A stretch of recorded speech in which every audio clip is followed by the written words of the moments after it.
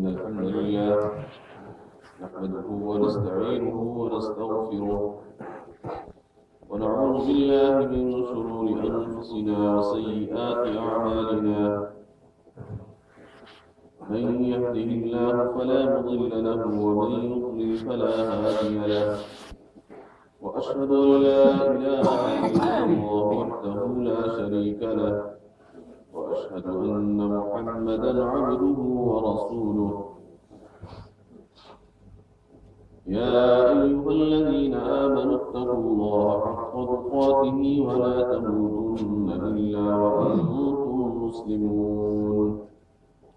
يا أيها الناس اتقوا ربكم الذي خلقكم من نفس واحدة وخلق منها زوجها وبث منهما رجالا كثيرا ونساء واتقوا الله الذي تساءلون به والأرحام إن الله كان عليكم رقيبا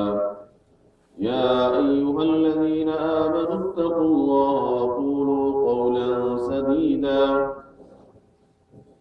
يصلح لكم أعمالكم ويغفر لكم ذنوبكم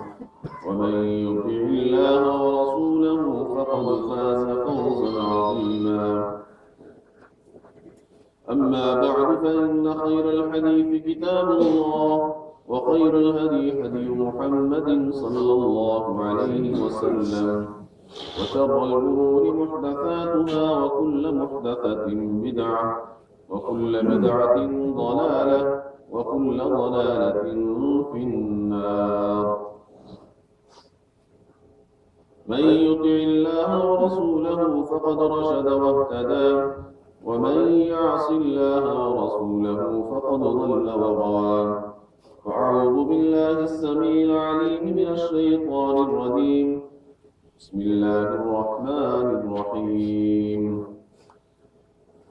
إن عدة الشهور عند الله 12 شهرا في كتاب الله يوم خلق السماوات والأرض منها 4 حرم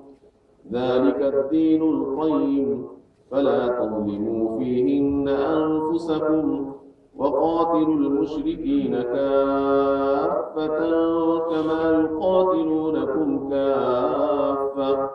واعلموا أن الله مع المتقين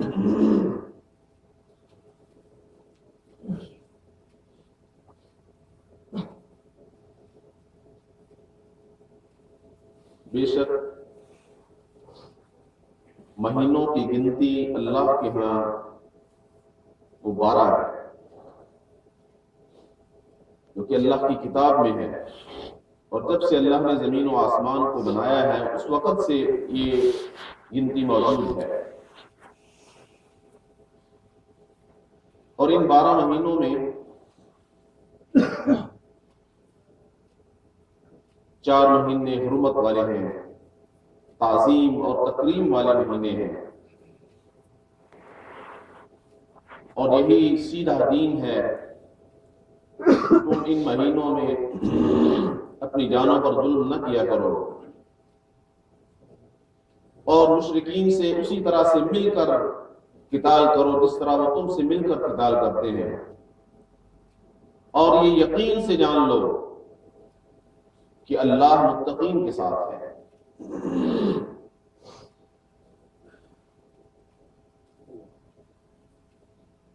صحیح بخاری کی روایت ہے حضرت ابو بکر رضی اللہ تعالی عنہ بیان فرماتے ہیں کہ نبی کریم صلی اللہ علیہ وسلم نے فرمایا السنۃ 12 شہرا سال جو ہے وہ 12 مہینے کا ہوتا ہے ان 12 مہینوں میں 4 مہینے حرمت والے ہیں ان 4 حرمت والے مہینوں میں 3 مہینے تو ایک دوسرے کے ساتھ ملے ہوئے ہیں ذوالقعدہ ذوالحجہ اور محرم اور چوتھا مہینہ رجب ہے جو کہ جمادی الثانی اور شعبان کے درمیان میں ہے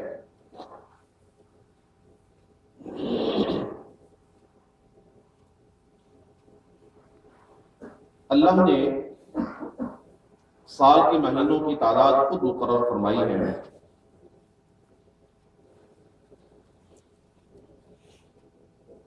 یہ تعداد اور یہ تقسیم جو ہے یہ بندوں کی بنائی ہوئی نہیں ہے کہ بندوں نے کہہ دیا کہ سال کے 12 مہینے چلو 12 مہینے ہو گئے. نہیں،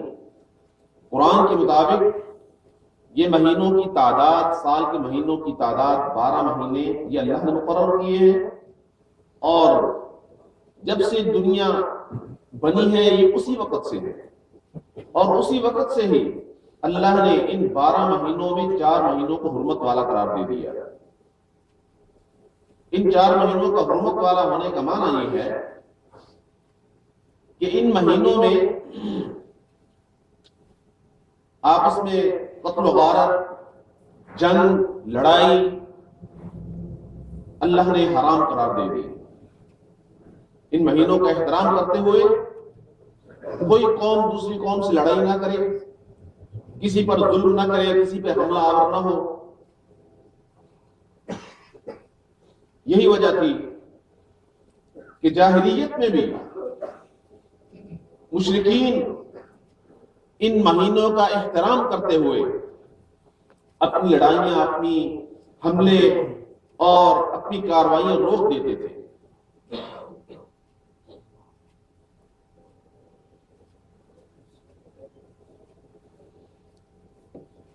اس کی وجہ ان 3 مہینوں کا اکٹھا حرمت والا ہونا بعض اہل علم نے بیان کیا ہے کہ چونکہ یہ حج کے مہینے ہیں اور مشرکین اور اس وقت کے کافر جو ہیں دور دراز سے آنے والے حاجیوں کو لوٹا کرتے تھے، تو اللہ نے اپنے گھر میں آنے والے مہمانوں کی تکریم کے لیے یہ قانون بنا دیا کہ کوئی قوم ان مہینوں میں لڑائی نہ کرے، حملہ آور نہ ہو، لوٹ مار نہ کرے، تاکہ اللہ کے گھر میں آنے والے حجاج جو ہیں وہ امن کے ساتھ اور سلامتی کے ساتھ بیت اللہ کا حج کر سکیں.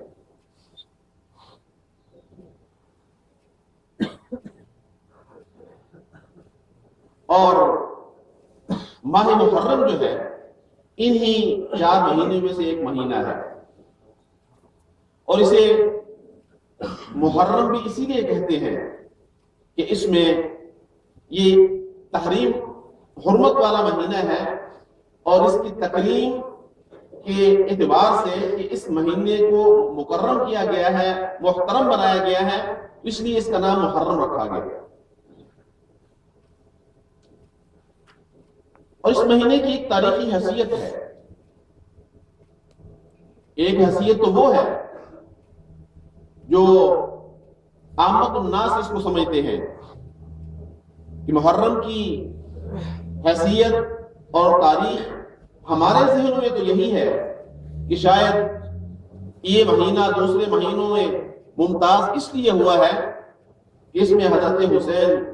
بن علی رضی اللہ عنہ اور ان کے رفقا کی شہادت ہوئی تھی. محرم کے مہینے کی تعریف اور معرفت اور پہچان اس حوالے سے نہیں ہے، یہ تو تاریخ میں ایک واقعہ پیش آیا اور بہت بعد میں آیا. اس مہینے کی تاریخ جو ہے وہ تو بہت پرانی ہے. نبی صلی اللہ علیہ وسلم کی بعثت نہیں بلکہ آپ کی پیدائش سے بھی پہلے. چنانچہ حدیث میں آتا ہے کہ نبی کریم صلی اللہ علیہ وسلم جب ہجرت کر کے مدینہ میں تشریف لائے تو آپ نے مدینہ کے یہودیوں کو دیکھا کہ وہ محرم کی 10 تاریخ کا روزہ رکھتے ہیں، یہودی. تو نبی صلی اللہ علیہ وسلم نے ان سے پوچھا ما ھذا، یہ کیسا روزہ ہے؟ تو یہودیوں نے جواب دیا کہ ھذا یوم صالح، ہمارے ہاں یہ دن بڑا ایک مبارک دن ہے. ھذا یوم نجى اللہ بنی اسرائیل من عدوهم، کہ اللہ نے بنی اسرائیل کو ان کے دشمن سے نجات عطا فرمائی تھی. اور ایک روایت میں ہے غرق فرعون وقومہ، اللہ نے فرعون اور اس کی قوم کو اس دن محرم کی 10 تاریخ کو غرق کیا تھا، جو کہ موسیٰ علیہ السلام اور بنی اسرائیل کا تعاون کر رہے تھے۔ تو جو یہودیوں کا جواب سن کر کہ یہ دن ہمارے لیے اس لیے مبارک ہے کہ اس دن میں اللہ نے ہمارے نبی کو اس کے دشمن سے نجات دی تھی، تو ہمارے نبی موسیٰ علیہ السلام نے شکر کے طور پہ اس دن کا روزہ رکھا تھا، تو ہم بھی اسی مناسبت سے اس دن کا روزہ رکھتے ہیں۔ تو نبی صلی اللہ علیہ وسلم نے فرمایا انا احق بموسیٰ منکم، میں تم سے زیادہ موسیٰ کے قریب ہوں، میرا رشتہ، میرا تعلق موسیٰ سے تم سے زیادہ ہے، تو اگر اس مناسبت سے روزہ رکھتے ہو تو ہم بھی اس دن کا روزہ رکھیں گے۔ اور نبی کریم صلی اللہ علیہ وسلم نے فصامہ وامر بصیامہ، آپ نے خود بھی روزہ رکھا تھا محرم کا اور اپنے صحابہ کو بھی اس دن کے روزہ رکھنے کا حکم دیا۔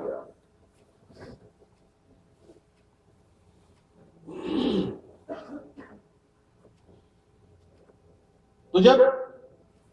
نبی کریم صلی اللہ علیہ وسلم سے یہ دریافت کیا گیا کہ اللہ کے رسول اس دن کا روزہ تو یہودی رکھتے ہیں اور آپ ہمیں ہمیشہ یہودیوں کے عمل کی مخالفت کا حکم دیتے ہیں، تو اگر ہم نے بھی اس دن کا روزہ رکھا تو ہماری اور یہودیوں کے عمل کی مطابقت ہو جائے گی۔ تو نبی کریم صلی اللہ علیہ وسلم نے فرمایا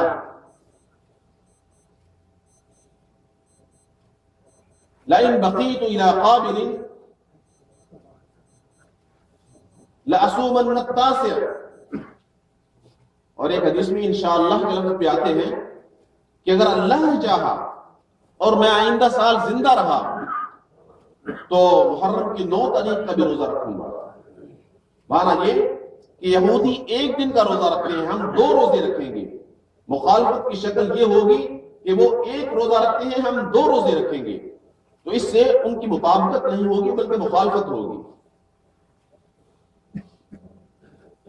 اور مسلم کی روایت ہے، عبداللہ بن عباس رضی اللہ عنہ بیان کرتے ہیں کہ یہ نبی کریم صلی اللہ علیہ وسلم کی زندگی کا آخری محرم تھا۔ آئندہ محرم آنے سے پہلے اللہ کے رسول صلی اللہ علیہ وسلم اس دنیا سے رخصت ہو گئے، تو آپ نے 9 محرم کے روزے کا قصد اور ارادہ کیا تھا کہ آئندہ سال اگر میں باقی رہا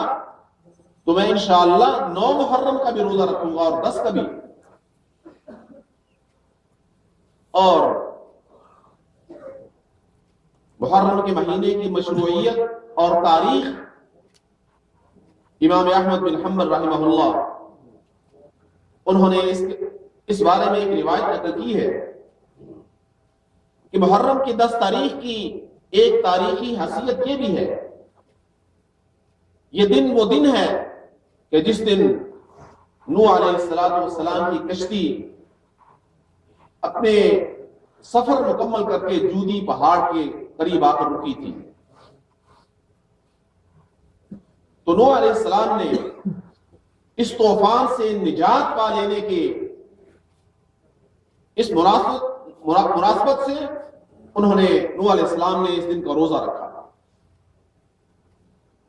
تو یہ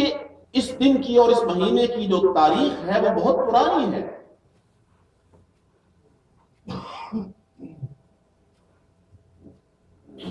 اور آج ہماری قوم میں نبی کریم صلی اللہ علیہ وسلم کا وہ فرمان سچ ثابت ہو رہا ہے۔ آپ نے فرمایا تھا مبتدع قوم بدعۃ الا رفع اللہ عنہم سنۃ، کہ کوئی قوم جب اپنے اندر کسی بدعت کو رواج دیتی ہے، اپنے عمل میں کسی بدعت کو داخل کرتی ہے، تو اللہ کی طرف سے اس قوم کو یہ سزا ملتی ہے کہ اللہ اس قوم کو اس بدعت کے بدلے میں ایک سنت سے محروم کر دیتے ہیں. وہ قوم اس بدعت کی نحوست کی وجہ سے، جو بدعت انہوں نے اپنے اعمال میں داخل کی، اس نحوست کی وجہ سے نبی کریم صلی اللہ علیہ وسلم کی سنت سے محروم کر دیے جاتے ہیں، انہیں عمل کی توفیق نہیں ملتی. آج اگر ایک عام آدمی کو پوچھ دیا جائے کہ محرم کے مہینے کی مشروعیت کس حوالے سے ہے، وہ فوراً اس کا جواب یہی ہوگا کہ اس دن حضرت حسین کی شہادت ہوئی تھی. حضرت حسین کی شہادت کے حوالے سے محرم کو پہچانا جاتا ہے. جو اس کی اصل تاریخ ہے، اس کی تاریخی حیثیت ہے، وہ لوگوں سے اوجھل ہے اور وہ حقیقت ہے. اور یہ تو ایک اتفاق تھا کہ اس تاریخ کو حضرت حسین رضی اللہ تعالیٰ عنہ کی شہادت کا واقعہ پیش آیا. اگرچہ تاریخ کے اندر آپ کی شہادت کا یہ واقعہ بڑا ہی المناک ہے، بڑا ہی دکھ اور تکلیف کا باعث ہے، لیکن اس مہینے کو صرف اسی حوالے سے جانا اور پہچانا جانا اور سمجھنا کہ اس مہینے کی حرمت اور تعظیم صرف اس حوالے سے کی جاتی ہے، یہ بہت بڑی جہالت ہے. اور پھر صرف یہی نہیں کہ نبی صلی اللہ علیہ وسلم نے یہ روزہ رکھا اور مدینے کے یہودی روزہ رکھتے تھے، بلکہ ام المؤمنین سیدہ عائشہ رضی اللہ تعالی عنہ بیان کرتی ہیں کہ کان ان اہل الجاہلیت کانوا یصومونہ، اہل جاہلیت نبی صلی اللہ علیہ وسلم کی بعثت سے پہلے، آپ کی نبوت سے پہلے لوگ 10 محرم کا روزہ رکھا کرتے تھے. اہل جاہلیت، مشرکین. تو اس بات سے یہ پتہ چلتا ہے کہ یہ اس دن کے روزے کی مشروعیت بڑی پرانی ہے. اور خود نبی صلی اللہ علیہ وسلم کان یصومہ بمکہ قبل ان یہاجر، اللہ کے رسول صلی اللہ علیہ وسلم ہجرت کرنے سے پہلے مکی زندگی میں بھی اس دن کا روزہ رکھتے تھے. امام قرطبی فرماتے ہیں کہ لگتا ہے کہ اہل جاہلیت، دور جاہلیت میں جو 10 محرم کا روزہ رکھتے تھے، وہ شاید کہ دین ابراہیمی کے اندر اس روزے کا وجود موجود ہو اور اسی کو سامنے رکھ کر مشرکین روزہ رکھتے ہو. تو بھائیو، یہ اس دن کی اور اس مہینے کی مشروعیت ہے کہ نبی کریم صلی اللہ علیہ وسلم جب اس دن کے روزے کا سبب معلوم ہوا تو آپ نے فوراً اس کے روزہ خود بھی رکھا اور اپنے صحابہ کو جو اس کا حکم دے دیا. اور حضرت عبداللہ بن عباس رضی اللہ تعالیٰ عنہ بیان کرتے ہیں کہ ما رأیت النبی صلی اللہ علیہ وسلم یتحرى صیام یوم فضلہ علی غیرہ الا هذا اليوم یوم عاشوراء، کہ میں نے نبی کریم صلی اللہ علیہ وسلم کو کبھی نہیں دیکھا کہ آپ نے کسی خاص دن کے روزہ رکھنے کا آپ نے قصد کیا ہو اور بڑا اہتمام کیا ہو جتنا اہتمام آپ محرم کی 10 تاریخ کے روزہ رکھنے کا کرتے تھے. کبھی کسی ایسے نفلی روزوں میں کسی دن کے بارے میں آپ اتنا اہتمام نہیں کرتے تھے جتنا اہتمام اور جتنا جو ہے اس روزے کے بارے میں آپ خیال کرتے کہ یہ روزہ چھوڑنا نہیں ہے. اور اسی طرح سے مہینوں میں آپ جس قدر رمضان کے مہینوں کا روزوں کا قصد کرتے اور ان کا خیال کرتے، اس قدر اہتمام کسی دوسرے مہینے کے روزوں کا نہیں کیا کرتے تھے. اور اسی لیے نبی صلی اللہ علیہ وسلم کی حدیث ہے افضل الصیام بعد شہر اللہ بعد رمضان شہر اللہ المحرم، کہ رمضان کے روزوں کے بعد جو سب سے افضل ترین روزے ہیں وہ محرم کے روزے ہیں۔ اس حدیث کے اندر اس کے عموم سے اہل علم نے یہ استدلال کیا ہے کہ لگتا ہے کہ 10 محرم کا روزہ تو تاکیدی ہے، آپ اس کا بڑا اہتمام کرتے ہیں، لیکن عمومی طور پر نفلی روزے جو ہیں محرم کے مہینے میں رکھنا بھی اس حدیث سے ثابت ہوتا ہے کہ نفلی روزوں میں سب سے افضل ترین روزے جو ہیں وہ محرم کے روزے ہیں، اور ان میں 10 تاریخ کا روزہ زیادہ تاکید والا ہے۔ اور جب اللہ کے رسول صلی اللہ علیہ وسلم سے اس روزے کے متعلق پوچھا گیا، اللہ کے رسول اس روزے کا اجر و ثواب کیا ہے، نبی کریم صلی اللہ علیہ وسلم نے فرمایا، احتسب علی اللہ ان یکفر السنۃ التي قبلہ، مجھے اللہ سے بڑی قوی امید ہے کہ اللہ اس ایک روزے کے بدلے میں گزشتہ 1 سال کے گناہوں کو معاف فرما دے۔ ایک دن کا روزہ، میرے بھائیوں، یہ اللہ کی کتنی بڑی رحمت اور ہم پر کتنا بڑا اس کا فضل اور احسان ہے کہ معمولی سی عبادت کر کے اللہ اپنے بندوں کو ڈھیروں ثواب عطا کرنا چاہتے ہیں۔ اور یہ نہیں ہے کہ زندگی میں صرف یہ ایک موقع ہے، اللہ کی رحمت اور اس کی شفقت کا اندازہ کیجئے کہ یہ موقع اللہ بندے کو سال میں کئی بار دیتے ہیں۔ کہیں محرم کی 10 تاریخ کا روزہ ہے، کہیں یوم عرفہ کا روزہ ہے، جس کے متعلق نبی صلی اللہ علیہ وسلم نے فرمایا کہ عرفہ کا دن کا ایک روزہ جو ہے اس کا اجر و ثواب 2 سال کے گناہوں کی معافی، 1 سال گزشتہ سال اور ایک آئندہ سال، 2 سال کے گناہ اللہ معاف فرما دیتے ہیں۔ اور یہ یاد رکھنا چاہیے، یہ جو گناہوں کی معافی کا بشارت اور خوشخبری ہے، یہ صغیرہ گناہ ہے، چھوٹے گناہ کی 2 قسمیں ہیں۔ ایک گناہ ہوتا ہے صغیرہ گناہ، جو کہ کچھ نیکیاں کرنے سے وہ گناہ معاف ہو جاتے ہیں۔ ایک طرف گناہ کیا، اس کے بعد نیکی کی، اس نیکی کی وجہ سے جو گناہ کیا تھا وہ معاف کر دیا گیا۔ ان الحسنات یذہبن السیئات، کہ نیکیاں جو ہیں وہ گناہوں کو مٹا دیتی ہیں، اور یہ صغیرہ گناہ ہے۔ جس طرح حدیث میں آتا ہے کہ بندہ جب وضو کرتا ہے، اس کے وضو کرنے سے اس کے بہت سے گناہ معاف ہو جاتے ہیں۔ بندہ 2 رکعتیں نماز پڑھتا ہے، اس 2 رکعتیں نماز پڑھنے سے اس کے بہت سے گناہوں کو اسے معافی مل جاتی ہے۔ بندہ نماز کے لیے مسجد میں چل کر آ رہا ہے، گویا کہ یہ آنے والا ایک قدم اٹھاتا ہے، اس کی ایک نیکی لکھ دی جاتی ہے، دوسرا قدم اٹھاتا ہے، اس کے ایک گناہ کو معاف کر دیا جاتا ہے۔ قدم نیکی کی طرف اٹھا ہے، گناہ معاف ہو رہے ہیں، یہ صغیرہ گناہ ہے۔ تو جو جن گناہوں کی معافی کا تذکرہ ان روزوں سے مشروط ہے، وہ یہ ہے، وہ صغیرہ گناہ ہے۔ البتہ جو کبیرہ گناہ ہیں، بڑے گناہ ہیں، ان کی معافی کے لیے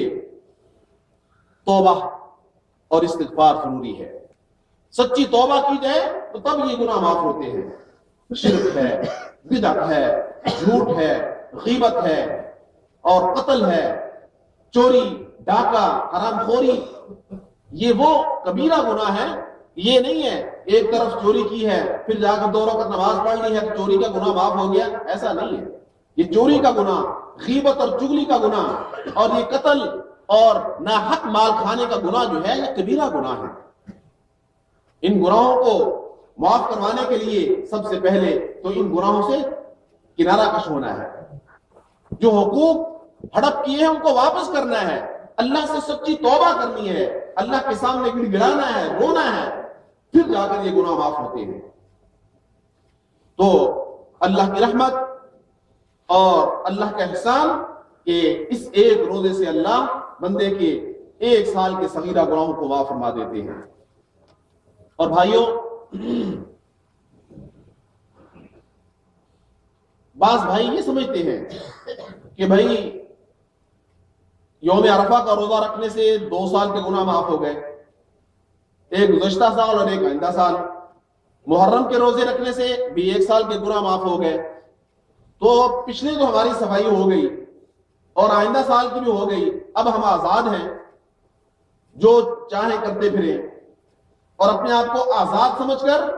گناہوں سے پاک صاف سمجھ کر پھر وہ گناہ کرنے میں جری اور بہادر ہو جاتے ہیں، پرواہ نہیں کرتے، کوئی بات نہیں، ایک روزے کی مار ہے۔ نہیں میرے بھائیوں، یہ سوچ بڑی غلط سوچ ہے، خطرناک سوچ ہے کہ انسان اپنی نیکیوں پر تکیہ کرتے ہوئے گناہ کی زندگی اختیار کر لے اور فرائض کو چھوڑ دے۔ بالکل گناہ تو معاف ہو گئے، اب ہم نماز پڑھنے کی ضرورت کیا ہے؟ یہ شیطانی دھوکہ ہے۔ اللہ سے دعا ہے کہ اللہ ہمیں کتاب و سنت کے مطابق اپنے دین کو سمجھنے کی توفیق عطا فرمائے، اور زمانے کی جو بدعات ہیں ہمیں اس سے بچنے، ان کا انکار کرنے اور ان سے نفرت کرنے اور ان سے دور رہنے کی توفیق عطا فرمائے۔ آج باطل کا پروپیگنڈا اس قدر زیادہ ہو چکا ہے کہ جو ایک حقیقت ہے، جو سچائی ہے، وہ دب کر رہ گئی ہے، اور باطل جو ہے اس نے اپنے اوپر سچائی کا لبادہ پہن کر لوگوں کو گمراہ کر دیا ہے۔ آج دیکھ لیں محرم کے حوالے سے لوگ کن کن بدعات کا شکار ہیں، محرم کے حوالے سے لوگوں کو کن کن شرکیات اور کفریات میں مبتلا کر دیا جاتا ہے، اور توہم پرستی، بدعت، شرک، یہ اس مہینے کے حوالے سے دہشت گردی، قتل و غارت،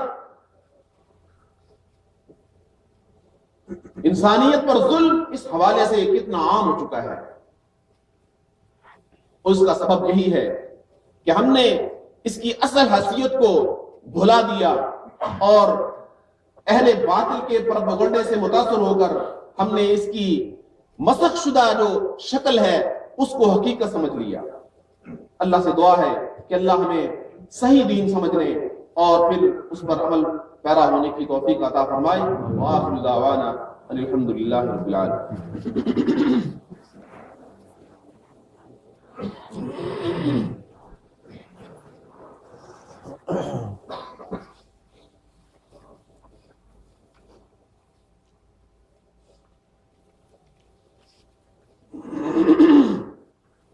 إن الحمد لله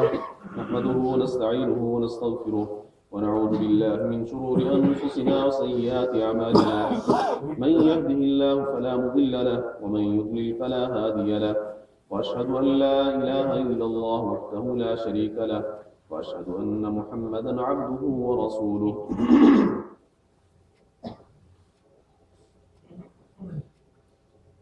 جیسا کہ نبی کریم صلی اللہ علیہ وسلم نے محرم کی 10 تاریخ کے روزے کے ساتھ 9 تاریخ کے روزے کا بھی قصد اور ارادہ فرمایا تھا، تو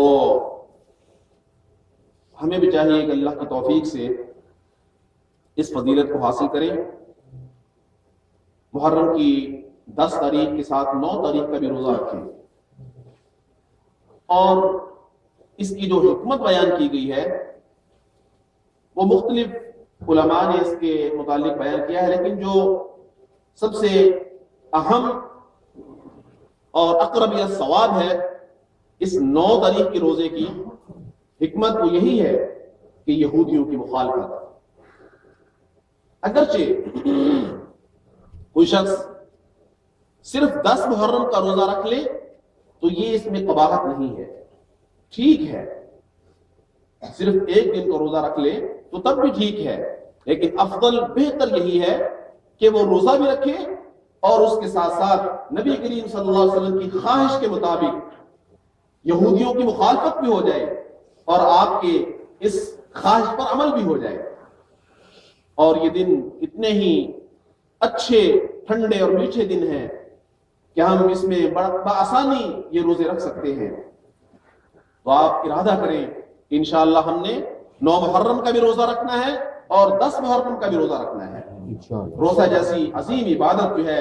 اسے اللہ نے ہمیں ہماری زندگی میں صحت اور عافیت والی زندگی میں اگر موقع دیا ہے اس کو ضائع نہیں کرنا چاہیے۔ خود بھی رکھیں اور بھائیوں کو بھی اس کے لیے تیار کریں۔ آپ کے کہنے پر اور آپ کی ترغیب پر اگر کوئی روزہ رکھ لیتا ہے تو بھائیوں اس میں اس کی اجر و ثواب میں آپ بھی شریک ہوں گے انشاءاللہ۔ اللہ ہمیں عمل کی توفیق عطا فرمائے۔ ان اللہ وملائکتہ یصلون علی النبی یا ایھا الذین آمنوا صلوا علیہ وسلموا تسلیما۔ اللهم صل على محمد وعلى آل محمد كما صليت على إبراهيم وعلى آل إبراهيم إنك حميد مجيد۔ اللهم بارك على محمد وعلى آل محمد كما باركت على إبراهيم وعلى آل إبراهيم إنك حميد مجيد۔ اللهم أيد الإسلام والمسلمين، اللهم أيد الإسلام والمسلمين، اللهم انصر الإسلام والمسلمين ودمر أعداءك أعداء الدين، اللهم شتت شملهم وفرق جمعهم وفرق بنيانهم ودمر ديارهم وأنزل بهم بأسك الذي لا ترده عن القوم المجرمين۔ اللهم أحسن عاقبتنا في الأمور كلها وأجرنا من خزي الدنيا وعذاب الآخرة، اللهم رحمتك نرجو فلا تقلنا إلى أنفسنا طرفة عين، وأصلح لنا شأننا كله لا إله إلا أنت۔ اللهم اشف مرضانا ومرضى المسلمين، اللهم اشف مرضانا ومرضى المسلمين، اللهم اشف مرضانا ومرضى المسلمين، اللهم اشفنا بشفائك وداونا بدوائك، اذهب البأس رب الناس واشف أنت الشافي لا شفاء إلا شفاءك شفاء لا يغادر سقما۔ اللهم اغفر لنا وللمؤمنين والمؤمنات والمسلمين والمسلمات الأحياء منهم والأموات برحمتك يا أرحم الراحمين۔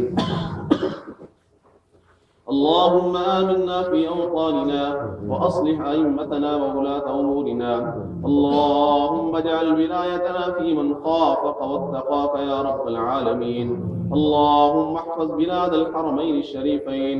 اللهم احفظ بلاد الحرمين الشريفين، اللهم وفق قادتها،